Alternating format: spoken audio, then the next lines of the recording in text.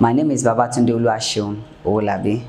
So what I do, I'm into graphic design, business branding, and website development. So I've been in business for close to like 10 years. That calculating both from when I was in Lagos, then when I moved down to Oyo State, Ibadan precisely. So, and I've been running the business in Ibadan for close to like 7 years now. Coming to Oyo State seems to give a kind of steady growth, and you are able to start at your own pace. The fact that yes, we have less pressure here and less competition, especially when we first started, it is a big factor.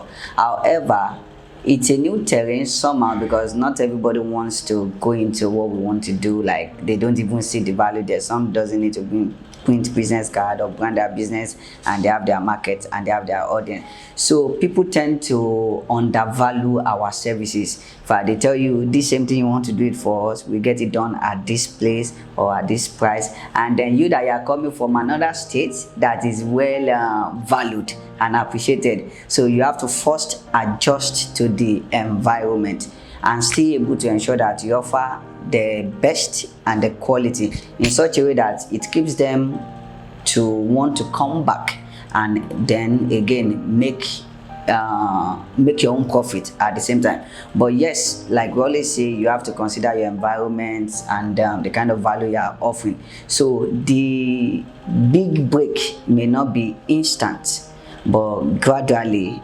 it's coming around, and then people are now beginning to see reason they should patronize you and why okay, this that you are offering at this value is actually a good one.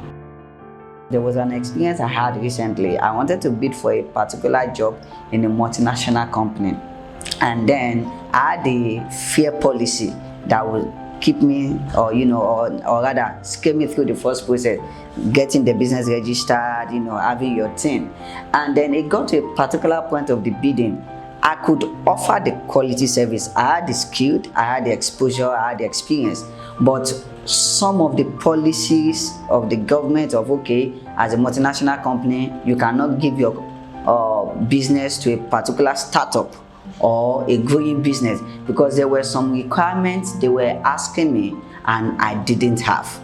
And honestly, because I'm a startup and then I'm running a business venture that has not yet attained that level of limited liability companies, somehow it affected my bidding, and then I could not do more of what I wanted to do. And somehow I went home that day, disturbed and worried, and I was like, government should do better. If I'm trying to attain a level of a bigger company, how do I do? I mean, I have to also feed on this bigger company to also rise up to be able to do this. So I think that particular one taught me a lesson that so somehow there's some policy that could still be amended for some startups, so that when I'm even competing, I have the skill, I have the exposure, I have the experience. But the only thing was just that because my company is not at a level, so I could not scale through effectively for that purpose.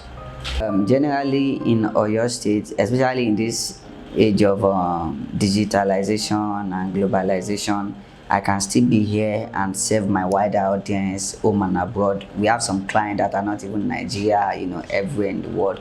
But basically, I think another lesson I have learned so far is the fact that even though I have my global audience, my local audience too should not be starved of my product and services.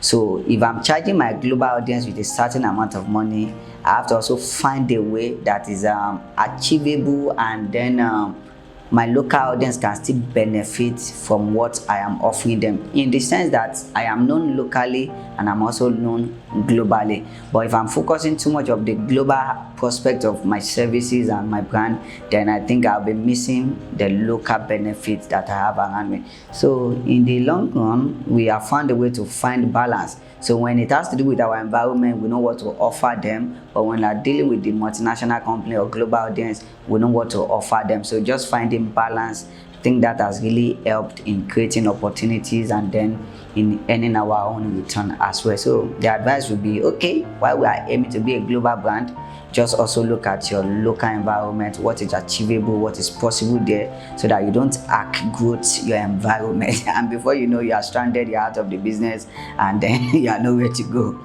I think that's just the few lessons I've learned on this part.